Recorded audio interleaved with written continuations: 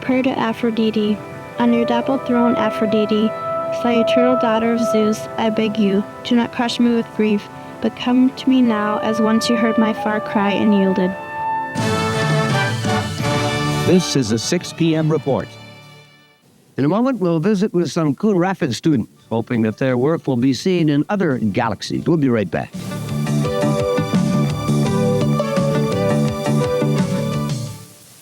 Hello, and welcome to the World Time Capsule Project. My name is Charles Smith, president of the World Time Capsule Fund, and I'd like to tell you a little something about this exciting new project. First, I'll take you into a local area high school where 86 students participated in our first educational test program. After that, a brief presentation which dramatically illustrates the far-reaching goals and vision of the World Time Capsule.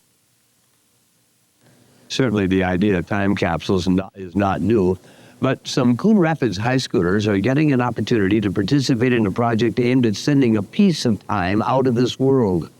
Tony Saffold explains.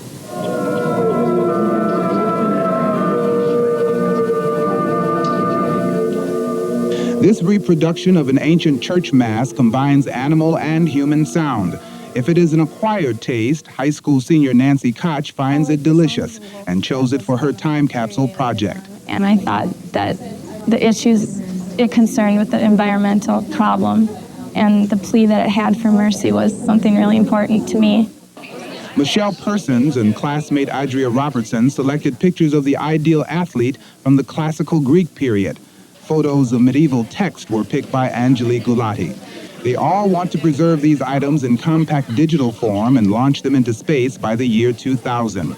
The idea came from Charles Scott Smith, who founded the World Time Capsule Fund 2 years ago. It's the students thinking more of future concepts and delving into their own values, see what's important to them.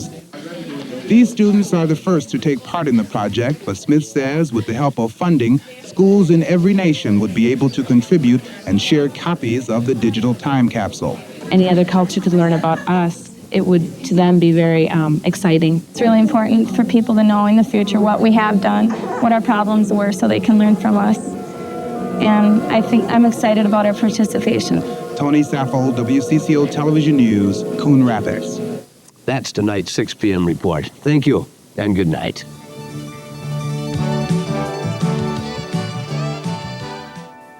This test program demonstrated the power of the World Time Capsule concept to fire the imagination of students and contribute to the educational process.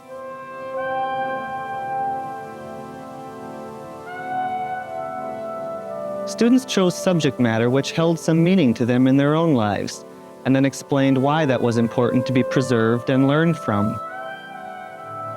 It's important, I think, before we try to express what's valuable out there in society in general, for us to recognize what's valuable to us as individuals and our own experience. There should be then a transfer of a value system from what my experience has been to how I relate to these great objects out there. I think that when you look at the projects, you'll find that they're marvelously diverse and very rich and exquisite expressions from American young people. Students shared their excitement and feeling for having participated in this program. What they said was quite striking and often poignant. I think that it is amazing that I am able to participate in something that has such great magnitude. I like having the chance to say something to the future. I wish someone had made us a time capsule. The idea excites me because I will have something which means a great deal to me preserved. Not only that, but it will be shared and hopefully liked by someone other than myself. And when asked what was the most important aspect of this project, students responded, the sharing of thoughts, hopes, and dreams, identifying common human bonds, and the sharing of love. Another student commented, I think the World Time Capsule is a wonderful project, especially for students. It ties the past, present, and future together and brings awareness to us to reach our potential and explore different possibilities. These comments come from students who are referring to their final exams. They wanted to do their assignments, and they learned more from them, not only about their particular subject matter, but also about themselves. I think that having something like this to look forward to makes me feel more important. It negates the idea that what I do is not important. It makes me feel good about myself to know that some other civilization might read my material. And I not only learned about its historical value, but I found something within myself. It brought out a peace within my soul and spirit that I didn't think I had anymore. Thanks for giving me the chance to preserve something that brings me great bliss. I did picture of the Student Chapel of God and Adam. It's historically is a very important thing because it's part of the church.